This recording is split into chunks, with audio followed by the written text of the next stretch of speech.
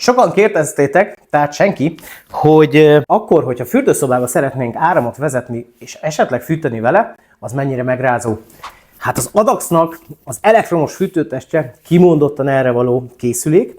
Nem csak 5 év garanciát kaptok hozzá a gyártótól, hanem egy teljesen vízálló IP24-es készülékkel tudtok meleget csinálni a fürdőszobába.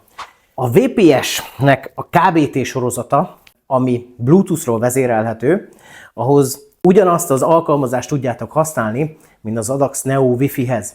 Ezt le tudjátok tölteni itt a QR kódról, és magyar nyelvű alkalmazással be tudjátok állítani előre a hőmérsékletet, időzíteni tudjátok, és mire reggel fölébredtek és bementek a fürdőszobába, már meleg lesz, és este, mikor fogmosás van vacsora után, akkor szintén meleg lesz a fürdőszobába. Ennek látjátok majd a fogyasztását is, gyerekzárat tudtok rárakni, adaptív fűtést, ablaknyitás érzékelőt tudtok beállítani rajta, és egy kimondottan jó árat is biztosítunk mellé.